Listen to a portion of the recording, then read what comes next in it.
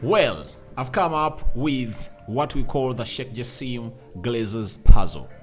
It needs to be solved, guys. It needs to be solved. You can call it a game of chess, but I think this is beyond a game of chess because the game of chess is simple. You just need to checkmate one's king to really get the game out of the way. But in a puzzle, it takes you a lot of time to really come up with the perfect words. And it looks like the Glazers and Sheikh Jassim Al-Thani have gone ahead to give themselves puzzles. And who has set the difficult puzzle?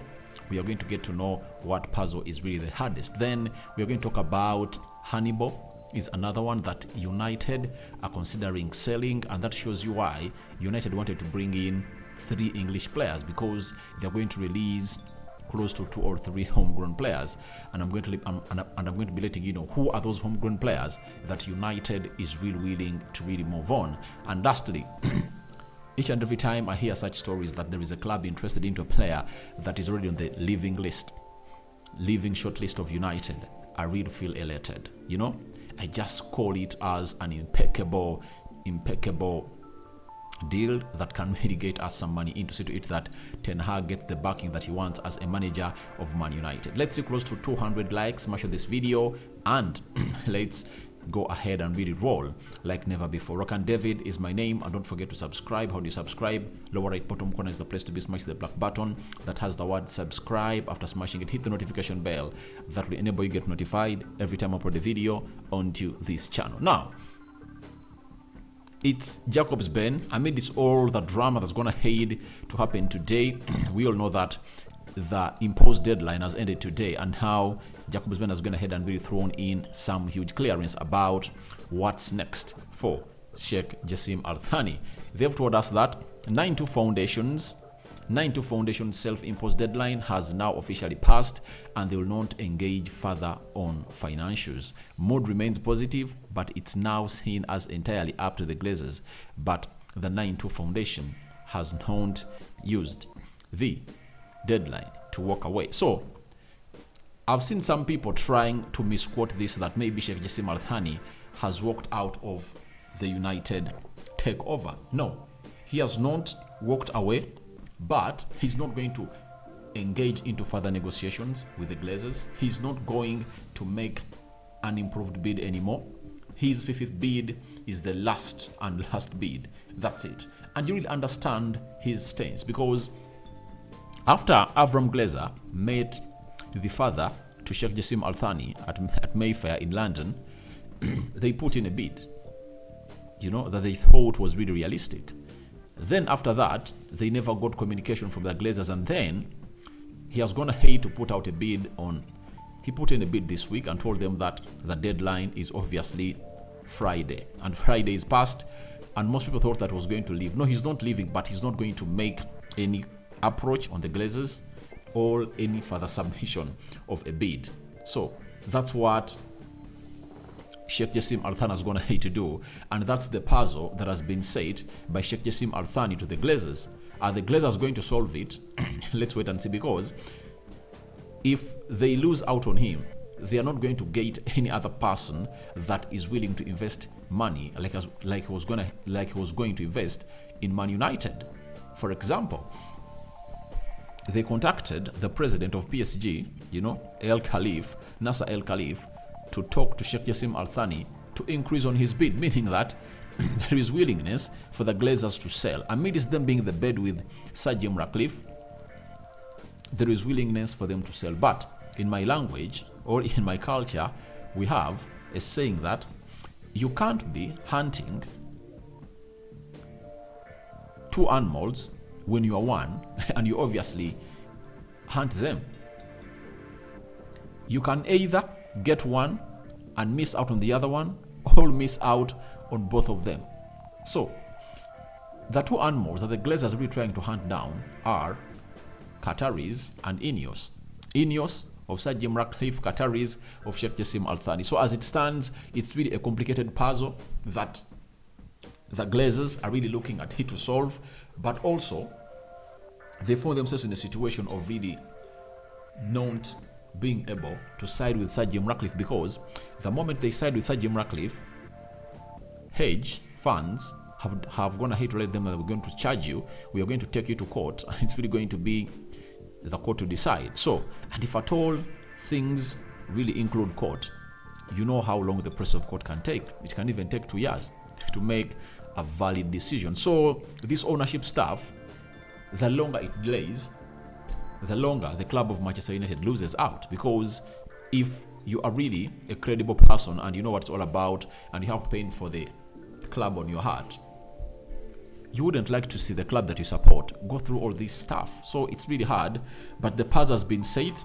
by Sheikh Jassim Al-Thani, and as I told you in the previous video, he has gone ahead to really lay that deadline, because he knows exactly how the financial stand of Ineos is and how far they can go with the Glazers. So looks like the Glazers don't want to lose out, but they're not going ahead to issue out a statement today as requested by Sheikh Jassim Al-Thani. So pressure has been piled onto them, but they found themselves in a situation of really not finding themselves a decision to make onto this Sheikh Jassim Al-Thani imposed deadline. Have they moved? Are they touched? Let's wait and see what the direction is going to be in the next coming days. That is Jacob's Bend. And then the Telegraph has told us that maybe the tide is going to hit to change. That last week, Glazers were undecided.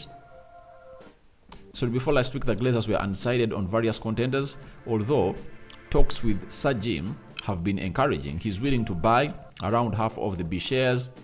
There has been no guarantee from the Glazers in a circle that they are ready to declare him as a preferred bidder. Now, amidst everything that is going on, that Sir Jim Radcliffe is the preferred bidder, and you understand why. It's that because the English believe that they should get Manchester United in their hands. But how can you get one of the best clubs in your country and hand it to a man who doesn't have liquid cash to buy it?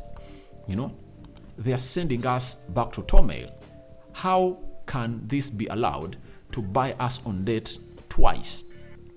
18 years back, we are bought on debt, and here we come to be bought on debt again, right? So this shouldn't be allowed. It shouldn't be allowed. I know they are fighting the Qataris, but even if you fight them, they're the ones with the money. You know, there is always a wealth shift after a century. You know, way back, the Western world was really rich, but right now, the Asian side is really more richer than the Western side. The only benefit they have is that they sell lots of merchandise to the Arab world, and they've gone ahead to make the Western world look like the ideal destination for every person coming in from Asia. But Asia has also started to build good cities like Dubai, Qatar, there is Abu Dhabi, Japan, South Korea, and very many others. They're really looking great and wonderful. So that wealth shift should be accepted by the Englishmen, that there is shift in wealth. Oil money is really good and it's on. Man City are thriving on oil money, Newcastle on oil money, and I believe more people who sell oil are going to come in through into this Premier League to get to buy teams, because the Premier League is the most watched league in the world and the most popular league in the world. That is the way to go. So you cannot fight a man who has his money to buy the club, a club that is valued at £4 billion, and the Glazers want £6 billion. Sheikh Jassim Al-Thani putting in £5.5 billion to take over the club of Man United. So it leaves us in a very, very worrying state as fans of Manchester United. If at all you've reached this level, when the Glazers have not gone ahead to decide who is the preferred bidder, then it's very alarming. When will they make a decision, and what exactly do they want? How can you negotiate with two people offering different options? Sheikh Jassim Al-Thani, full sell.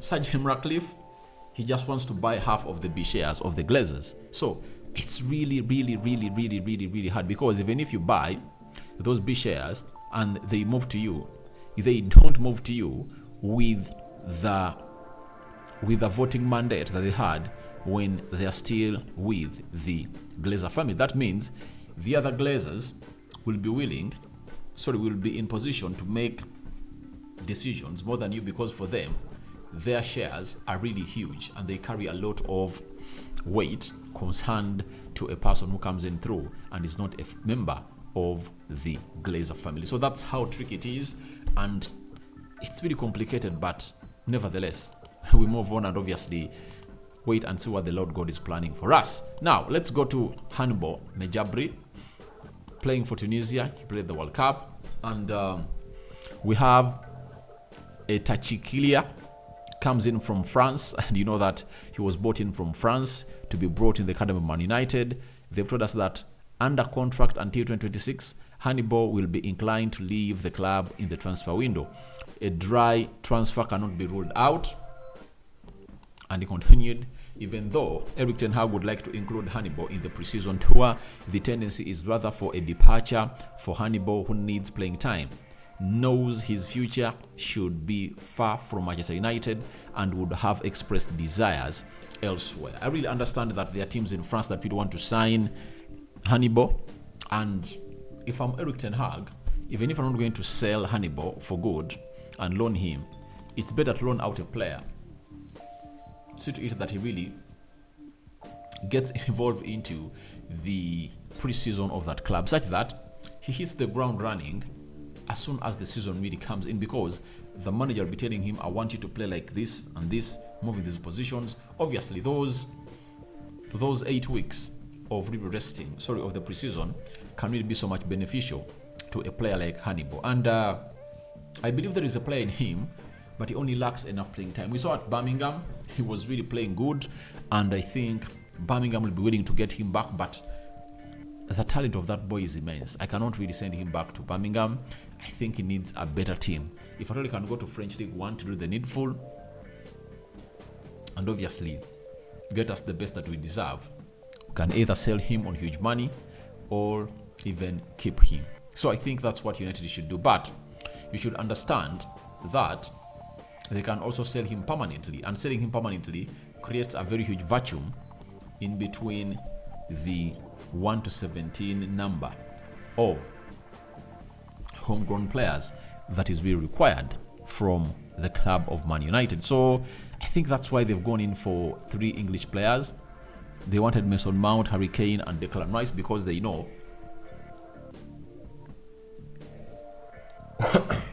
about that, because they know we are going to move on close to 3 or 4 homegrown players. One, Elanga. Hannibal, looks like they want to sell him. Which other player? Scott McTominay is also a homegrown player. And Brandon Williams. So 4 of United's homegrown players might be sold in the summer. So they need to get in more homegrown players. But for Hannibal, it's better to loan him in France, but as it goes, he adds 1 more year on his contract, such that if at all he performs better, we can get some huge amount of money out of him. And I think Hannibal can go for like £15 million, according to me, plus, because he's still young and there is gap for him to really expand and become one of the best midfielders in the world. Lastly, it's all about a story being reported about Alex Telles, that Galatasaray is interested in Alex Telles, and that is a very huge source coming in from Turkey, known as NTV Sport. So Telles has been on loan at Sevilla. I saw him playing the Champions League. I saw him playing the UEFA Europa League finale as they beat Roma on penalties, and he really had a very fantastic game, and he was gonna hit to win the trophy and lift it. So United feel like he doesn't deserve to come back to the club, and obviously he doesn't, because you're having 2 central defenders, 2 left-sided center, 2 left back center backs. They're not right back center backs. We've got 2 left backs that are playing that position, and we need not to get him in, because Malacia and Luke Shaw are really great. So you don't need to really bring in Alex Telles to go ahead and win the needful, because he is surplus to requirement, and the manager really just needs him out of the club of Man United. So let's wait and see how much United is going to get from Telles. If we can get like £5 million from him being paid by Galatasaray, that would be something great. You add the amount of money that we're already having, that will lead us to the next big thing as a club of Manchester United, and that's how to be winning a trophy. So guys, your thoughts on Sheikh Jassim Glazers puzzle are welcome in the comment section below. What do you make about it? And what do you make about Hannibal? Would you keep him, loan him, or sell him? And lastly, Alex Telles being linked to Galatasaray. News that always elates me because I know that we're going to get in some money and obviously get the dead wood out. I sign out for now. See you later. I cover you all in the precious blood of Jesus Christ. Me out.